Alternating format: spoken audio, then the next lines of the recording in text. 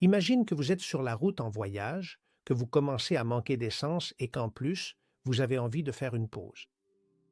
Vous voyez une station-service, vous entrez et, à peine arrivé, vous tombez sur une scène que vous n'auriez jamais pu imaginer voir dans une station-service. Là se trouve votre pilote de course préféré avec sa formule. Il est en train de faire le plein avec de l'essence ordinaire de 95 octanes. Vous n'en revenez pas, n'est-ce pas? Et bien sûr, c'est évident, ça ne peut être qu'un rêve. Toi et moi savons que ces moteurs d'ultra-précision conçus pour tourner à 15 000 tours par minute ont besoin d'un carburant avec une chimie et une pureté extrême. Si tu choisis de mettre de l'essence à 95 octanes, ton moteur va se mettre à cogner. Il va s'encrasser petit à petit et il finira par serrer en seulement 3 tours. Eh bien, c'est exactement ce que tu fais à ton corps chaque fois que tu bois de l'eau en pensant qu'elle ne sert qu'à t'hydrater. Tu es en train de détruire ta machinerie, ta magnifique ingénierie biologique, parce que tu n'es pas conscient de la façon dont l'eau fonctionne une fois qu'elle franchit ta membrane cellulaire. Aujourd'hui, je vais t'expliquer pourquoi cette fatigue que tu traînes et qu'aucune analyse ne parvient à expliquer, ou cette inflammation silencieuse qu'on te dit d'accepter comme normale, ainsi que cette détérioration lente que tu ressens dans ton corps et que tu crois inévitable, sont en réalité le résultat d'une batterie interne déchargée. Et cela n'est pas dû à la génétique ni à l'âge, c'est une question de physique et c'est réversible. Mais avant d'affiner ta Formule 1, laisse-moi t'emmener dans un endroit où la vie et la mort dépendent de la qualité d'un liquide. Allons un instant dans un hôpital et imagine-toi qu'il est tard dans la nuit et que tu es dans une salle d'urgence. L'ambiance est tendue, les moniteurs ne cessent de biper et soudain, un brancard entre à toute vitesse. Sur celui-ci, un patient, au bord de l'effondrement, avec une déshydratation si sévère que son système électrique est sur le point de s'éteindre. Et le médecin ne lui donne pas un verre d'eau. Ce qu'il fait, c'est lui brancher une perfusion directement dans la circulation sanguine. Et c'est précisément à ce moment-là que la plupart des gens commettent généralement une erreur. Ils pensent que ce sérum n'est que de l'eau salée, mais toi et moi, nous allons regarder sous le capot. Ce sérum est en réalité une solution isotonique de chlorure de sodium à 0,9%. Mais le chiffre clé n'est pas 0,9%, c'est le mot isotonique. Cela signifie que la concentration de sel de ce liquide correspond presque parfaitement à la concentration de sel du plasma de ton propre sang. Il ne s'agit pas simplement de n'importe quelle sorte d'eau, mais bien d'un liquide spécifiquement conçu et fabriqué pour reproduire de manière tout à fait exacte ce que tu portes déjà naturellement en toi. Et voici la question gênante que presque personne ne se pose. Pourquoi la vie humaine, après des millions d'années d'évolution, dépend-elle toujours d'un liquide indispensable à notre survie, avec une composition aussi précise et spécifique? Pourquoi ton plasma, c'est-à-dire l'eau qui baigne chacune de tes cellules, a-t-il besoin exactement de cette proportion de sodium, de potassium et de magnésium? D'où vient-elle, cette recette? Et tu vas voir, la réponse est tellement étonnante que pendant le XXe siècle, la majorité des médecins ont préféré l'ignorer. La composition du plasma de ton sang est pratiquement identique à celle de l'eau de mer primitive, diluée dans une proportion très précise. Et cela qui semble être une coïncidence n'en est en réalité pas une. C'est une mémoire évolutive.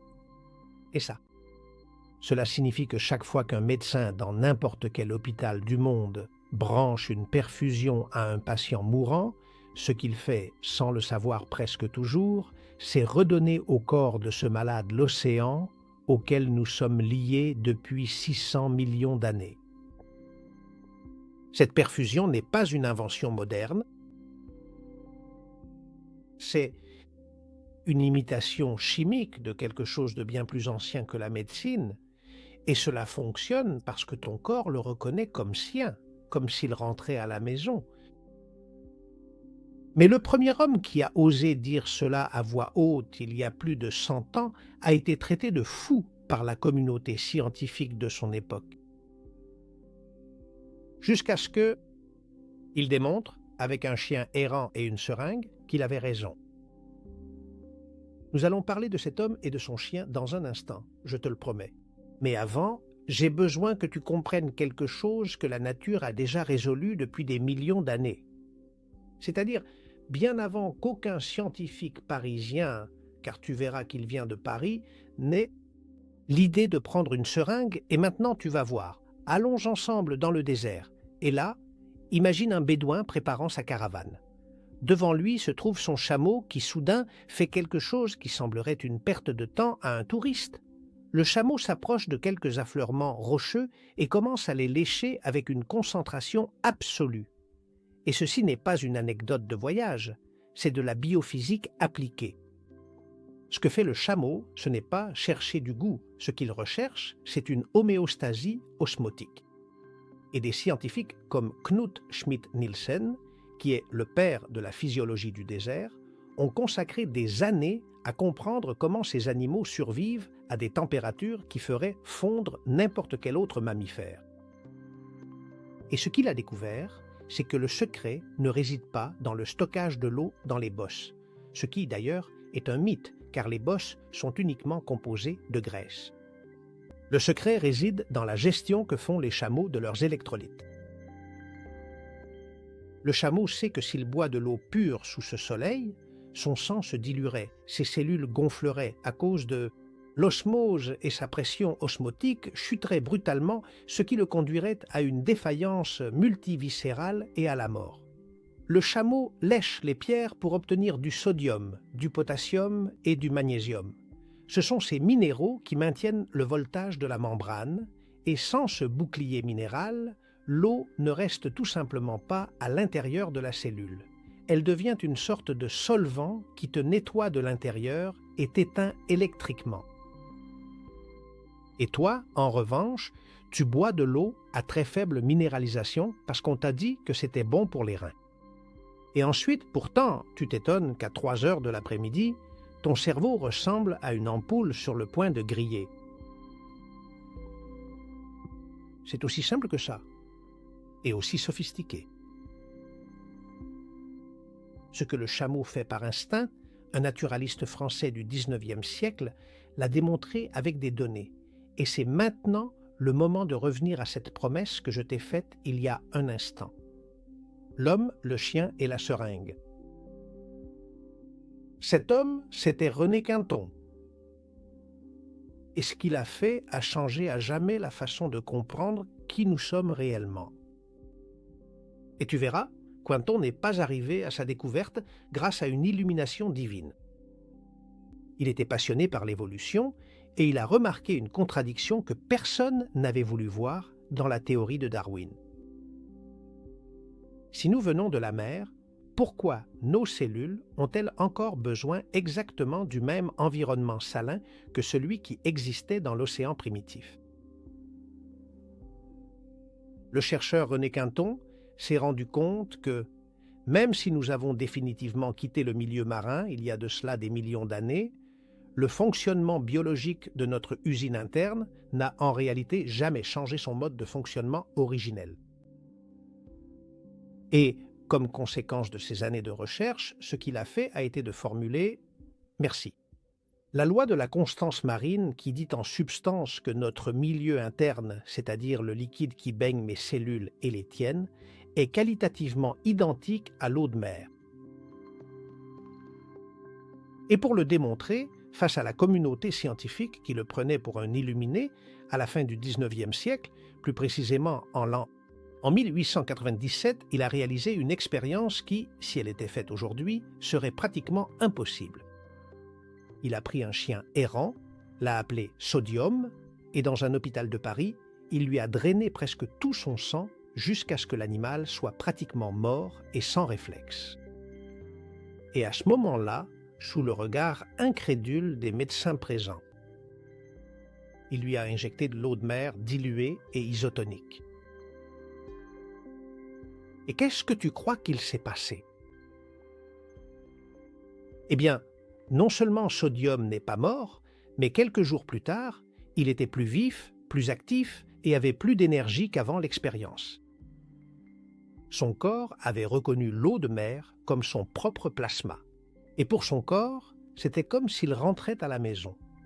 Exactement comme ce patient des urgences dont je t'ai parlé tout à l'heure.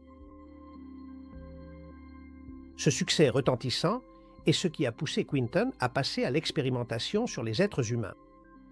Tu vois, à cette époque, Paris était ravagé par le choléra et les gastro-entérites infantiles, et ces maladies tuaient les bébés et les jeunes enfants par déshydratation. Alors Quinton a compris que ces enfants ne mouraient pas par manque d'eau. Il a compris qu'ils mouraient parce que leur aquarium interne s'était vidé des minéraux nécessaires pour soutenir la vie. Et qu'a-t-il fait? Quinton a ouvert des dispensaires pour soigner ses enfants, qui sont finalement devenus les célèbres dispensaires marins, car il y faisait renaître des centaines d'enfants condamnés. Il ne leur donnait pas de médicaments, ce qu'il faisait, c'était leur rendre leur milieu d'origine. Et Quinton est mort en 1925, et ici, on dit d'ailleurs que ses funérailles ont été parmi les plus suivies de l'histoire. La plupart de ces enfants qu'il avait sauvés n'ont jamais oublié celui qui leur avait rendu cette vie qu'ils étaient sur le point de perdre. Mais, cependant, la médecine officielle a enterré avec lui son œuvre pendant presque un siècle. Mais l'eau est-elle restée là, à l'intérieur de ton corps, attendant que quelqu'un muni d'un microscope ose la regarder à nouveau? Et cette personne est finalement arrivée à la fin du XXe siècle. Il s'appelle Gerald Pollack. Mais avant de te parler de Pollack, je préfère commencer par un chiffre que tu n'as probablement jamais entendu et qui, sans doute, va aussi changer tout ce que tu crois savoir sur toi-même. Ton corps est composé à 70% d'eau en masse, et ça, tu le sais, j'en suis sûr. Mais en réalité, si l'on compte les molécules qui composent ton corps une à une, le résultat que l'on obtient, c'est que 99% d'entre elles sont des molécules d'eau. En d'autres termes, tu n'es pas seulement un être de chair contenant de l'eau, tu es en réalité une structure d'eau qui soutient un peu de matière solide. Et là, tu vois, arrête-toi une seconde et regarde tes mains. Quand tu les regardes, la seule chose que tu vois, c'est l'unique, le 1, c'est le 1% de ce que tu es. Parce que tout le reste, chaque espace entre les cellules, chaque brin de protéines, chaque creux de ton ADN est baigné dans l'eau dont je te parle. Et ce n'est pas de la décoration, c'est la matrice qui te soutient. Et c'est ici et maintenant qu'entre en scène le docteur Pollack dont je t'ai parlé. Tu vois, cela fait des décennies qu'il mène des recherches à l'université de Washington et qu'il pose une question que ses collègues ont trouvée, au mieux, excentrique. Il dit « Et si l'eau, lorsqu'elle est en contact avec des surfaces vivantes, ne se comportait pas vraiment comme nous le croyons ?» Il y a longtemps que Pollack a cessé de se contenter des 3 états classiques de l'eau, solide, liquide et gazeux. Il a découvert ce que la science officielle avait ignoré pendant des décennies. Il a découvert la 4e phase de l'eau et l'a appelée eau structurée ou eau EZ, qui vient de l'anglais Exclusion Zone. Oui, c'est très surprenant, mais qu'est-ce que cela signifie pour ton corps? Parce qu'au final, c'est bien cela qui t'intéresse, toi et moi. Imagine l'eau normale, le H2O que tu connais dans les bouteilles, comme un chaos de molécules qui se heurtent les unes aux autres sans ordre. Eh bien, lorsque cette eau entre en contact avec une surface hydrophile, c'est-à-dire une surface qui aime l'eau, comme le sont toutes tes membranes cellulaires, et que cette eau reçoit en plus de l'énergie lumineuse, il se produit quelque chose d'extraordinaire, un changement de phase. Les molécules qui étaient libres et désordonnées s'organisent en couches hexagonales, cessent d'être H2O et deviennent H3O2. Et pourquoi hexagonales? Eh bien, pense à un rayon pense à un rayon d'abeilles. Et il s'avère que ce n'est pas une formule arbitraire, c'est la formule la plus efficace pour impacter un maximum d'informations dans un minimum d'espace. De la même façon que cela sert aux abeilles, cela sert aussi à l'eau. Et lorsque les molécules d'eau s'organisent en ce rayon, il se produit quelque chose qui a des conséquences énormes. Cette eau expulse les protons vers l'extérieur, c'est-à-dire les hydrogènes chargés positivement, et le réseau hexagonal garde un excès d'électrons, c'est-à-dire qu'il reste chargé négativement. Et tu vas me dire, qu'est-ce que cela signifie? Eh bien, tu viens de fabriquer une batterie. Tu as une zone à charge négative, qui est l'eau structurée collée à ta cellule, et une zone à charge positive, qui est l'eau avec les protons juste à côté. Et cette différence de potentiel, c'est l'étincelle de la vie. C'est la tension qui permet à tes protéines de se déplacer, à ton ADN de se replier correctement et à tes signaux nerveux de voyager à la vitesse nécessaire. Mais il y a quelque chose de plus que Pollack a également découvert dans son laboratoire et qui change tout. Il s'avère que cette zone d'exclusion n'est pas statique. Elle grandit lorsqu'elle reçoit de l'énergie et plus précisément lorsqu'elle reçoit de la lumière infrarouge. Et dans ses expériences, il a mesuré qu'en illuminant l'eau avec de l'infrarouge, la zone d'exclusion s'étend, jusqu'à 3 ou 4 fois sa taille initiale. C'est-à-dire, en quelques mots, la lumière agit dans ton corps comme un ouvrier qui place les briques à leur place. Elle agrandit la batterie et augmente la tension. Et c'est pour cela que le soleil, quand tu t'exposes à lui, te fait te sentir bien. Ce n'est pas du romantisme, ce n'est pas non plus la vitamine D. C'est simplement que l'infrarouge solaire est littéralement en train d'étendre ta zone d'exclusion, d'augmenter la tension de tes cellules et de recharger la batterie qui te maintient en vie. Si tu ne comprends pas ce mécanisme, tu essaies de réparer ta Formule 1 en ne regardant que la carrosserie. Alors que le vrai problème, c'est que cela fait des années que tu ne recharges plus la batterie et qu'à chaque fois, cette batterie a de plus en plus de mal à démarrer. Tout ce que je te raconte aujourd'hui n'est pas une science de pointe qui vient tout juste de sortir d'un laboratoire obscur et presque inconnu. C'est une vérité qu'un homme, prix Nobel en main, nous a déjà crié en pleine figure il y a 60 ans, et cet homme s'appelait Albert Szent-Györgyi. Et tu verras, ce n'était pas n'importe qui. C'est lui qui a découvert la vitamine C et qui, en plus, a élucidé le cycle de Krebs, qui est en gros là où se posent les bases de la façon dont tes cellules produisent de l'énergie. Autrement dit, c'est l'un des pères fondateurs de la biochimie moderne. Et c'est lui aussi qui a écrit les livres que ton médecin a étudiés, de référence pendant sa carrière. Mais ce qui rend vraiment Szent-Györgyi fascinant pour nous aujourd'hui, c'est ce qu'il a fait à la fin de sa carrière.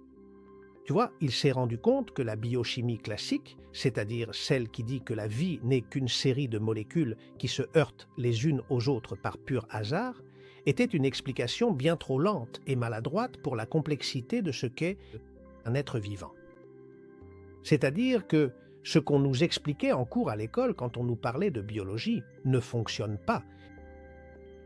Si la vie dépendait uniquement du fait que la molécule A rencontre la molécule B dans cet immense espace cellulaire, nous serions si lents que nous n'aurions même pas le temps de cligner des yeux. Il a compris que la vie ne se produit pas au niveau des molécules, mais au niveau des électrons. Et il a inventé un terme qui encore aujourd'hui met mal à l'aise beaucoup de membres de la communauté médicale. Il a inventé le terme de biologie submoléculaire. Ces protéines, disait-il, ne sont pas de la matière inerte, ce sont des semi-conducteurs. Et comme tout semi-conducteur, comme la puce de silicium à l'intérieur de ton téléphone portable, merci, Ils ont besoin d'un environnement adéquat pour que les électrons circulent. Et cet environnement, c'est l'eau, mais ce n'est pas l'eau du robinet. C'est la matrice hexagonale dont Pollack te parlait, c'est-à-dire l'eau EZ qui est en toi.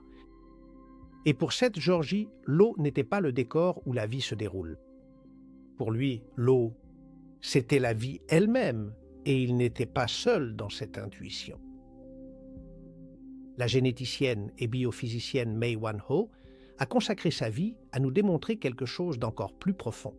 Elle soutenait que les êtres vivants ne sont pas des sacs de réactions chimiques, mais que nous sommes de véritables cristaux liquides parfaitement organisés, où toutes les cellules communiquent de manière presque simultanée grâce aux biophotons, c'est-à-dire de petites impulsions de lumière qui voyagent précisément à travers cette eau structurée. Tu vois, pour te donner un exemple simple afin que tu comprennes, imagine une nuée de milliers d'étourneaux en vol. Si tu t'en souviens, ils tournent tous en même temps comme s'ils ne formaient qu'un seul animal. Et il n'y a pas un oiseau-chef devant qui crie des ordres, qui mettrait du temps à arriver à ceux de derrière, car si c'était le cas, ils se percuteraient. Ils se déplacent à l'unisson parce qu'ils partagent la même information au même instant. Tu vois, Mae-Wan Ho disait que toi et moi sommes comme un membre de plus dans cette nuée. Et ce qui permet cette synchronisation, c'est l'eau structurée qui baigne chacune de tes cellules. Quand ce réseau se brise, l'orchestre cesse de jouer juste. Les cellules commencent à fonctionner de façon indépendante et, au final, cela n'est rien d'autre que ce que tu ressens comme un brouillard mental, une lourdeur persistante ou une inflammation qu'aucune analyse ne peut expliquer. Et ce n'est pas simplement que tu vieillis, ce qui t'arrive, c'est que tu es en train de perdre le signal. Et si tu veux vérifier toi-même tout ce qu'il reste à comprendre sur l'eau, Martin Chaplin, qui est professeur à la London South Bank University, tient une base de données publique avec plus de 70 anomalies documentées de l'eau que la science conventionnelle ne peut pas expliquer si l'on continue à considérer l'eau comme un simple H2O. Et il y a 70 anomalies. Et la plupart s'expliquent dès que l'on cesse de penser à l'eau comme à un simple liquide et que l'on commence à la considérer comme une batterie vivante. Mais si l'eau est une batterie, si elle stocke de la charge et génère du mouvement, alors nous devrions nous poser une question que la médecine officielle a évitée pendant des décennies. Qui fait réellement circuler le sang dans ton corps, car ici les chiffres ne correspondent pas. Et pour nous aider à comprendre pourquoi, je dois t'emmener un instant dans les forêts d'Autriche. Victor Schauberger n'était pas un universitaire de bureau, c'était un garde forestier qui comprenait le langage de l'eau. Le langage de l'eau comme très peu l'ont jamais compris. Il passait ses journées à observer les rivières et un jour, il remarqua quelque chose qui n'avait pas d'explication apparente. Il s'avère que les truites étaient capables de rester immobiles au milieu d'un torrent violent et pouvaient même sauter des cascades à contre-courant sans presque bouger les nageoires. D'où tiraient-elles leur énergie si la pression de l'eau allait complètement à leur encontre? Et Schauberger, à force d'observer, découvrit que l'eau, lorsqu'elle s'écoule naturellement, ne se déplace pas en ligne droite. Elle forme des vortex, des tourbillons longitudinaux qui génèrent leur propre force d'aspiration. Et cela se traduit par le fait que la truite ne lutte pas contre la rivière. En fait, la truite est une pilote experte qui lit ses vortex et se laisse propulser par eux. Autrement dit, elle ne dépense pas d'énergie lorsqu'elle remonte le courant, elle profite simplement de cette énergie. Et maintenant que tu sais cela, applique cette même énergie à ton propre corps. Il se trouve qu'il est documenté que tu as environ 100 000 km de capillaires dans ton corps. 100 000 km. Et certains sont si étroits qu'un globule rouge doit se déformer pour pouvoir passer. Si ton cœur devait pousser le sang à travers ce réseau uniquement par la pression brute, les pressions nécessaires feraient éclater tes artères en quelques heures. La physique de base l'affirme sans ambiguïté. Et tu vois, le docteur Branko Fürst, professeur associé au département d'anesthésiologie de l'Albany Medical College à New York, a démontré il y a déjà de nombreuses années, avec des données cliniques, ce que Schauberger pressentait. Le cœur n'est pas la pompe principale du système circulatoire. Le cœur est un régulateur de rythme, c'est-à-dire une valve de contrôle. Il se trouve que le sang se déplace de lui-même. Et comment fait-il cela? Eh bien, aussi étrange que cela puisse te paraître, c'est très simple. Il le fait grâce à la charge électrique de l'eau structurée. Tes vaisseaux sanguins sont tapissés intérieurement par cette zone d'exclusion dont je t'ai parlé lorsque je t'ai évoqué les découvertes de Pollack. Et comme cette eau possède une charge négative et que le centre du vaisseau a une charge positive, il se crée un gradient électrique qui propulse le flux de manière automatique. C'est exactement comme la sève qui monte naturellement dans un arbre géant de 80 mètres, sans qu'il y ait pourtant un cœur dans les racines. C'est en réalité cette eau structurée très particulière qui fait tout le travail. Et ce que Schauberger a pressenti en observant une truite, Pollack l'a démontré en mesurant l'eau en laboratoire. Le sang ne se déplace pas parce que quelqu'un le pousse par derrière. Le sang circule parce que le lit, c'est-à-dire tes vaisseaux sanguins, est structuré électriquement pour que le sang y coule de lui-même. Le cœur n'est pas le moteur de la rivière. Le cœur est le régulateur du débit. Et quelle est l'une des conséquences les plus importantes de ce que je viens de te dire? Eh bien, lorsque ton eau interne perd sa géométrie, le sang devient lourd et cesse de vouloir circuler naturellement. Quand cela arrive, ton cœur commence à forcer, à travailler davantage pour essayer de compenser ce que le système ne fait pas tout seul. Et ici, je vais te donner une clé qui va probablement te surprendre. Ce que tu appelles l'hypertension artérielle. En réalité, ce n'est généralement pas un problème de pompe trop puissante. Ce que c'est généralement, ou ce que c'est le cri de détresse d'un système dans lequel l'eau a perdu sa charge et n'a plus l'énergie de circuler d'elle-même. Une tension élevée te dit simplement que tu obliges ton cœur à être une pompe, simplement parce que tu as cessé d'être un fleuve. Quand tu étais un fleuve, ton sang circulait tout seul. L'eau structurée de tes vaisseaux avait une charge électrique suffisante pour s'impulser à travers chaque capillaire et elle le faisait sans que personne ne la pousse par derrière. Ton cœur ne faisait que diriger le débit. Mais quand cette eau commence à perdre sa structure géométrique naturelle et quand elle perd sa charge vitale, votre sang commence alors à s'épaissir considérablement. Le fleuve de la vie devient alors comme de la boue stagnante. Et cette boue ne peut plus couler toute seule dans vos veines. Il devient alors nécessaire de la pousser avec force. Et c'est précisément cet effort supplémentaire que votre cœur doit fournir lorsque vous souffrez de problèmes d'hypertension artérielle. Ce n'est pas un signe que la pompe est trop puissante, c'est le signe que le fleuve a cessé d'être un fleuve. Et ton cœur, qui n'a jamais été conçu pour être une pompe, paie chaque jour le prix de le devenir. Eh bien, à ce stade, tu as déjà le modèle complet. Tu sais que tu es une batterie d'eau structurée. Tu sais que cette batterie a besoin de charge, de conductivité et de flux, et tu sais que lorsque ça ne fonctionne plus, le corps compense jusqu'à ce qu'il ne puisse plus. Eh bien, maintenant vient une fois de plus la question gênante.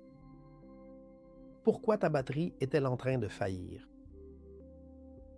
Eh bien, vois-tu, parce que sans t'en rendre compte, et probablement de façon systématique en plus, tu sabotes toi-même ta batterie biologique chaque jour. Et tu ne le fais pas. Par négligence, tu le fais par pure par désinformation, tu vois, accompagne-moi pour découvrir les coupables.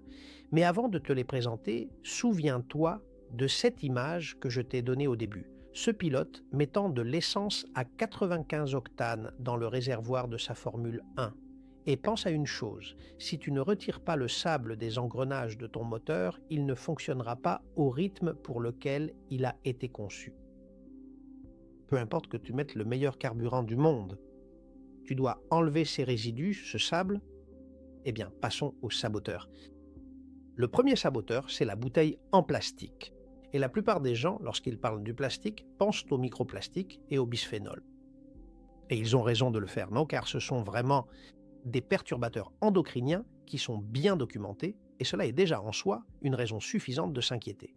Mais il se trouve qu'il existe une autre dimension dont presque personne ne te parle, et moi, j'appelle cette dimension le sabotage géométrique. Tu vois, selon les travaux du docteur Pollack, celui de l'université de Washington dont je t'ai parlé, l'eau à l'intérieur de tes cellules, comme je te le disais, n'est pas exactement H2O. Elle forme cette quatrième phase, une zone d'exclusion qu'il appelle H3O2, et pour que cette eau reste structurée, elle a besoin d'absorber de l'énergie du spectre infrarouge. Eh bien, il est vrai qu'il s'agit d'une théorie qui ne fait pas encore partie du consensus, mais la réalité est qu'elle est en train de changer la façon dont on considère l'eau biologique. Eh bien, si les théories avancées par le professeur Pollack s'avèrent exactes, et je pense qu'il est clairement sur une piste extrêmement prometteuse, il se trouve que la matière plastique PET, utilisée pour ces bouteilles, se comporterait en réalité comme une sorte de filtre optique spécifique qui bloque précisément ces fréquences particulières. Autrement dit, cela reviendrait à dire que vous seriez en train d'enfermer cette eau dans une cellule d'isolement énergétique totale. Sans cette lumière, l'ordre moléculaire se perdrait et l'eau redeviendrait un H2O chaotique. Eh bien, lorsque tu bois dans une bouteille en plastique, ce que tu bois, c'est de l'eau qui a été stagnante, sans mouvement et sans lumière. C'est de l'eau qui a très probablement perdu sa géométrie. Autrement dit, tu bois un passif énergétique déguisé en actif. Deuxième saboteur, le chlore et le fluor du robinet. Et ici, nous marchons peut-être sur un terrain plus solide. Le chlore est ajouté à l'eau pour la désinfecter et, en réalité, il fait très bien son travail en tuant les agents pathogènes. Le problème ici vient du fait que c'est un oxydant puissant, et il se trouve que lorsque tu l'ingères de façon continue, ce même pouvoir oxydant agit aussi à l'intérieur de toi. Évidemment, il ne va pas te tuer d'un seul coup, mais sa présence quotidienne ajoute de l'usure à ton corps. Et dans le cas du fluor, la question est un peu plus controversée. Et dans des pays comme les Pays-Bas, la Suède ou l'Allemagne, l'eau n'est pas fluorée parce qu'ils considèrent que les bénéfices dentaires ne compensent pas le risque d'exposition systémique. Et ici, tu verras, la conclusion est que c'est toi qui décides. De quel côté veux-tu être? Et il y a un troisième détail. L'eau du robinet est tellement traitée qu'elle arrive pratiquement dépourvue de minéraux vivants. C'est une eau techniquement potable, oui, mais biologiquement plate. Elle ne t'apporte pas grand-chose et selon certains courants, notamment ceux qui étudient la minéralisation de l'eau et son rôle dans la conductivité cellulaire, une eau trop déminéralisée tend à chercher l'équilibre à l'intérieur de toi. Et il est fort possible que cela finisse par entraîner une partie non négligeable de tes propres minéraux. Pour essayer de t'expliquer cela de la manière la plus simple possible, je pourrais te préciser que je suis en train de te parler d'un type de carburant très particulier qui est fourni directement avec un solvant incorporé dedans. Apocalyptique? Non. Mais est-ce idéal pour une batterie biologique? Non plus. Troisième. Le troisième saboteur, c'est la lumière artificielle. Et ici, la science est très claire. La lumière bleue des écrans et des LED perturbe ton rythme circadien et supprime la mélatonine. De plus, cela affecte la qualité de ton sommeil. Et aujourd'hui, plus personne ne remet cela en question. Je suis sûr que tu le sais parfaitement. Mais comme toujours, il y a une couche plus profonde. Dans la nature, la lumière bleue n'arrive jamais seule. elle est toujours accompagnée de lumière infrarouge, cette partie invisible du spectre solaire qui pénètre dans les tissus. Ton corps a évolué en attendant le paquet complet.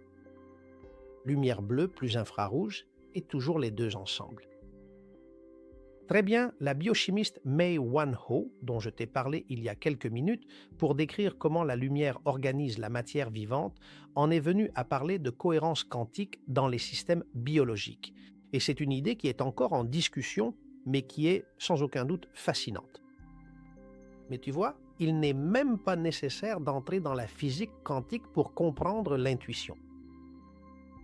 Toi, en réalité, tu évites le soleil qui est ton chargeur, original, gratuit et avec infrarouge inclus, simplement parce que quelqu'un qui vendait des crèmes t'a dit que c'était dangereux.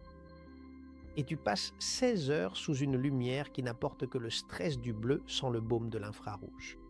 C'est-à-dire que tu essayes de recharger ta batterie avec un câble qui ne fait qu'émettre du bruit. Tu crois qu'il existe un meilleur sabotage ? Quatrième saboteur, la vie en intérieur et la déconnexion de la Terre. Ton corps a évolué en plein air pendant des millions d'années. Nous étions en contact permanent avec le sol, avec les cycles de la lumière, avec le froid et la chaleur de façon naturelle. Et maintenant, cela fait des décennies que nous vivons dans des boîtes, sur des semelles en caoutchouc avec une température climatisée à 22 degrés toute l'année. Mais ta biologie a été conçue avec la Terre comme référence électrique. Et pendant des millions d'années, ton corps évacuait l'excès de charge positive sur l'herbe, sur le sable ou sur la terre humide. Et maintenant, tu vis avec des chaussures à semelles de caoutchouc, tu marches sur des sols synthétiques et tu vis dans ces boîtes climatisées dont je te parlais. Il est possible que tu passes des décennies sans te connecter à la Terre. Quand as-tu marché pieds nus sur la Terre pour la dernière fois ? Et un système électrique sans prise de terre accumule des interférences jusqu'à ce qu'il commence à dysfonctionner. Sans ce contact, sans ces cycles, sans cette friction avec le réel, ton système de régulation fonctionne en gros sans un calibrage naturel. C'est comme avoir un instrument que tu n'accordes jamais. Cinquième saboteur, le stress chronique de faible intensité. Et c'est le plus dévastateur de tous. Et il l'est parce qu'il est soutenu par des décennies de littérature médicale. Et ici, tu vois, je ne te parle pas du stress aigu qui est un stress fonctionnel et d'une certaine manière nécessaire. Je te parle du stress soutenu, c'est-à-dire de cette dictature permanente du cortisol à toute heure. Et tu verras ce qui se passe quand tu vis en mode survie. Ton système nerveux sympathique maintient tes cellules dans un état d'alerte.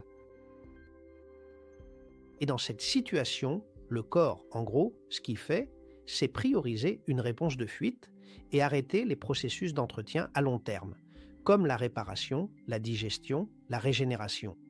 Tout cela reste simplement en suspens. Un corps en guerre n'a pas le temps de construire quoi que ce soit. De haute fidélité, et voici la conclusion de la proposition que je t'ai faite au début, je ne sais pas si tu t'en souviens. Je t'ai promis de t'expliquer la fatigue, l'inflammation et la dégradation que tu ressens. Voici la réponse.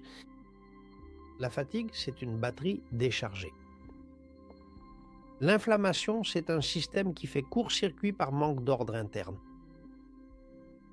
Et la dégradation que tu crois inhabitable, en grande partie, il s'avère que c'est une perte de cohérence, et cette cohérence est, à partir de maintenant que tu la connais, sous ta responsabilité. Ce n'est pas seulement une question de génétique, ni uniquement une question d'âge, c'est de la physique, et il y a une marge de réversibilité. Avec cette information, je peux maintenant te donner le manuel. Mais avant, revenons un instant à ce pilote dont nous parlions au début, celui qui était à la station-service en train de mettre de l'essence 95 dans sa Formule 1. Eh bien, si tu étais son chef mécanicien, que lui dirais-tu de changer en premier ? Le carburant ? Les pneus ? Ou l'aérodynamique ? J'imagine qu'aucune des trois. La première chose que tu lui dirais, c'est d'éteindre le moteur. et d'arrêter de brûler ce qui lui reste d'essence pour, avant d'ajouter quoi que ce soit, éviter les dégâts. Eh bien, ce que je vais te donner maintenant, ce ne sont pas 5 conseils isolés. C'est une pyramide. Chaque niveau soutient le suivant. Et si tu sautes la base, le sommet vacillera. Parce qu'ici, il s'agit de construire dans l'ordre. Bon, allons-y. Niveau 1. L'état interne. Éteins le moteur en guerre, car c'est la cause racine de tout. Un corps en alerte permanente, sous l'emprise du cortisol et de l'adrénaline, maintient ses cellules dans un état de tension constant. Il dépense énormément de ressources précieuses uniquement pour rester en état d'alerte maximale. Et cela, la médecine conventionnelle l'affirme aujourd'hui de manière formelle et sans aucune nuance. Il est prouvé que le stress chronique bloque totalement les processus de réparation cellulaire, détériore profondément la qualité de votre sommeil, oxyde l'ensemble de vos tissus biologiques et finit par accélérer considérablement le vieillissement prématuré de l'organisme. Rien de ce que tu feras au niveau supérieur ne fonctionnera vraiment si tu ne règles pas d'abord ce point. Et voici le geste concret. Il ne s'agit pas de te lancer dans une méditation mystique, car il s'agit ici de pure physiologie. Ce dont tu as besoin, c'est de 10 minutes de respiration profonde, d'une promenade silencieuse sans téléphone portable et d'un contact délibéré avec la nature sans autre objectif que celui de te détendre. Et si tu le fais, tu diras à ton système nerveux que la guerre est terminée. Et ce n'est que lorsque ton corps sera dans cet état de calme qu'il consacrera de l'énergie à construire plutôt qu'à se défendre. Niveau 2. La lumière du soleil, c'est-à-dire le chargeur sans fil. Une fois le système apaisé, tu dois le recharger. Et voici le chargeur le plus ancien, le plus gratuit et aussi le plus sous-utilisé de la planète. Le soleil. La science à ce sujet est claire et totalement établie. La lumière du soleil régule ton rythme circadien, active la production de vitamine D, améliore l'humeur et, selon des recherches récentes en photobiomodulation, l'infrarouge proche du soleil stimule directement ta fonction mitochondriale. Donc, rien de tout cela n'est de l'ésotérisme, c'est de la biochimie mesurable et en plus, c'est gratuit. 15 minutes au lever ou au coucher du soleil lorsque l'infrarouge est maximal et que l'ultraviolet est encore faible. Cela dit, si tu vis à une latitude où le soleil se fait rare, ou si ton hiver dure des mois, ou si tu travailles la nuit, ou que, tout simplement, aujourd'hui tu ne peux pas sortir, ne te trouve pas d'excuses. Pour ne pas recharger la batterie, car ce n'est qu'une variable que tu peux résoudre. Et la solution, c'est d'avoir une lampe à infrarouge de 850 nanomètres, car cette fréquence spécifique est celle qui pénètre dans les tissus et stimule la fonction mitochondriale, et c'est la même que le soleil te donnerait naturellement au lever du jour. Regarde ça.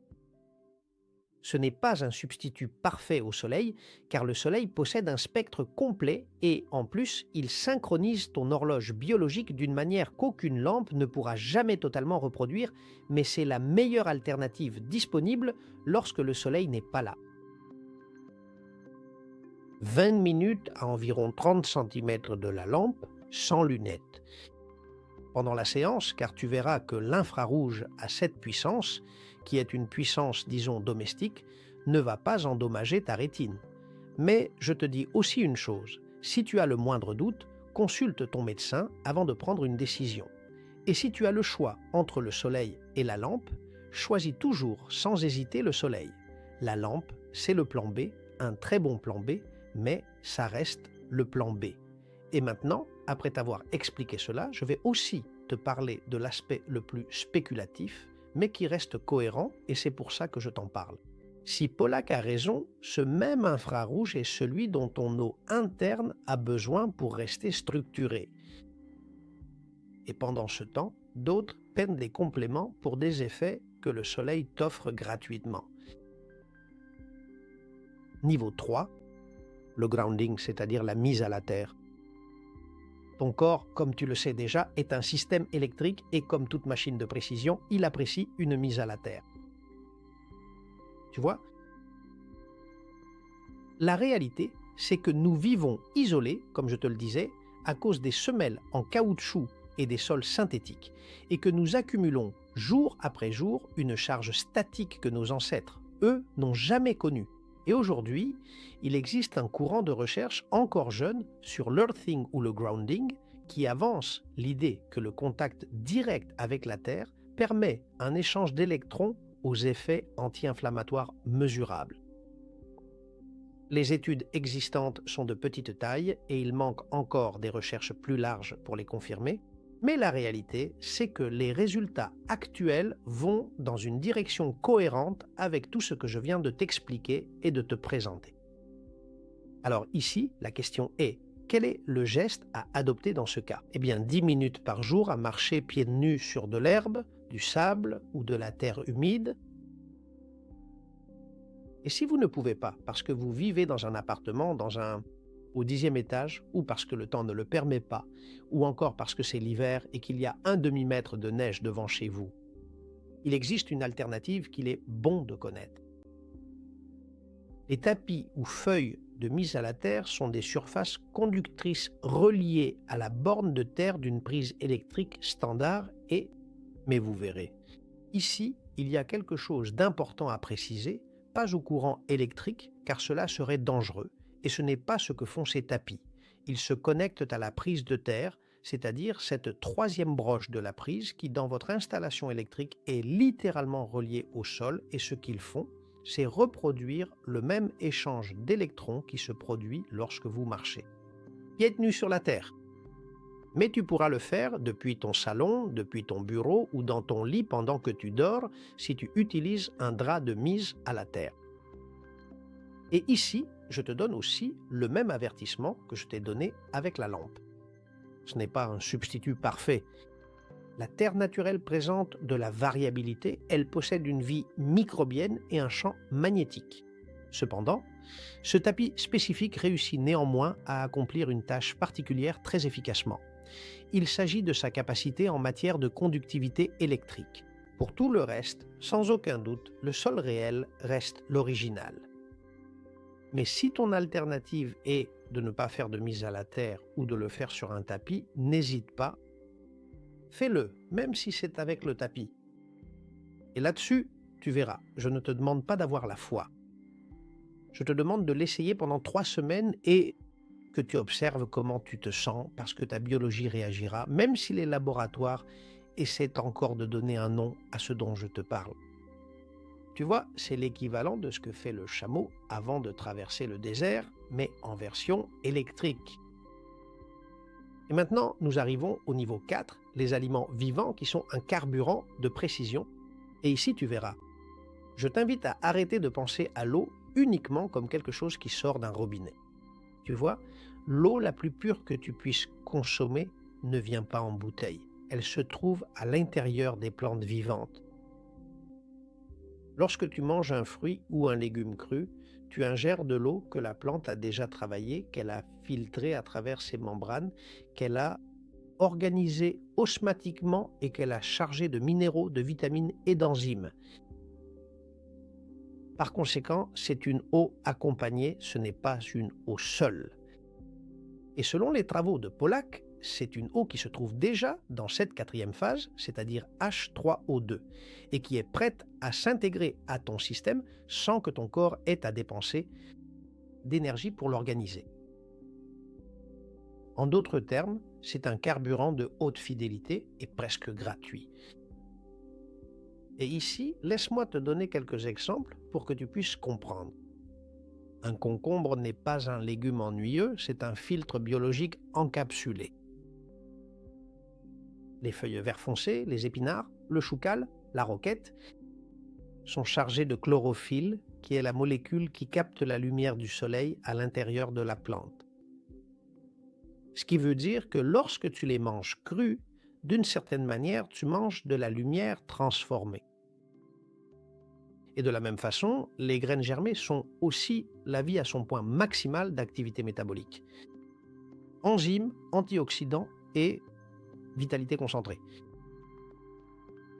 Et ici, tu verras, comprends-moi bien, je ne te dis pas de devenir crudivore, ajoute simplement. Essaie que dans chaque repas que tu fais, il y ait simplement quelque chose de cru, quelque chose de vert ou quelque chose de vivant. Parce qu'à chaque fois que tu choisis cela plutôt qu'un aliment transformé ou une bouteille d'eau morte, ce que tu fais, c'est épargner à ton corps le travail de devoir fabriquer la structure. Tu lui donnes le travail déjà fait. Et tu permets à ta Formule 1 d'utiliser son énergie pour courir, pour penser et pour se régénérer, et non pour devoir traiter un carburant de mauvaise qualité. Et enfin, nous arrivons au niveau 5, la minéralisation intelligente, c'est l'accord final. Ce n'est que lorsque tu as tout ce qui précède dans la pyramide que les minéraux pourront faire leur magie. Et ici, nous entrons sur un terrain solide. L'eau distillée sans sel est physiquement un mauvais conducteur. Ton corps fonctionne avec des courants électriques, c'est-à-dire qu'il a besoin de connectivité. Et ces courants ont besoin d'électrolytes. Une eau sans électrolytes n'est pas conductrice, elle n'a pas de connectivité. Et quel est le geste dans ce cas? Eh bien, ajoute une pincée de sel celtique ou de sel vierge non raffiné à ton eau quotidienne. Ou explore l'héritage de René Quinton, ce biologiste français qui, au début du XXe siècle, a démontré que le plasma marin dilué dans une proportion isotonique, c'est-à-dire une partie d'eau de mer pure pour 3 parties d'eau douce, elle rétablissait l'homéostasie interne chez des patients graves qui étaient en train de mourir. Et cela, même si ce n'est pas mentionné dans les manuels conventionnels, son travail continue d'être utilisé aujourd'hui dans des cliniques du monde entier. Souviens-toi du début de cette vidéo dans les urgences de l'hôpital. Et toi, si tu le fais, ce que tu feras, c'est donner à ton système le diélectrique dont il a besoin pour maintenir la charge, la conductivité correcte, afin que le courant dans ton corps circule, et ton chameau savait tout cela bien avant qu'aucun laboratoire ne le mesure. Eh bien, avant de conclure, je te dois une réflexion qui va au-delà de la physique et de la biologie. Parce que tu vois, si tu crois que cette vidéo parle d'avoir plus d'énergie pour travailler davantage ou pour courir 1 kilomètre de plus le dimanche, alors nous ne sommes pas allés au fond des choses. Parce que tu vois, il s'agit ici de dignité biologique. Un corps digne est un organisme qui se régule tout seul, qui ne vit pas dans l'urgence et qui n'a pas besoin de stimulation externe constante pour rester debout. La dignité biologique, c'est arriver à 80 ou 90 ans avec l'esprit clair, la capacité de décider, de se souvenir et de bouger sans dépendre de personne. C'est cela, la véritable longévité. C'est ne devenir un fardeau ni pour toi-même, ni pour les autres, et surtout pour personne d'autre que toi. Le pilote du début n'avait pas un problème de moteur, il avait un problème de connaissance. Il ne savait pas ce qu'il avait entre les mains. Eh bien, à partir de maintenant, toi, tu le sais. Tu sais que tu n'es pas une machine chimique qui s'oxyde avec le temps. Tu ne l'es pas. Tu es un système vivant qui s'affine avec la lumière, l'eau et l'ordre. Le vieillissement, ce n'est pas seulement le passage des années. En grande partie, c'est la perte de cohérence de ton eau interne. Et cette cohérence est, à partir de maintenant, sous ta responsabilité.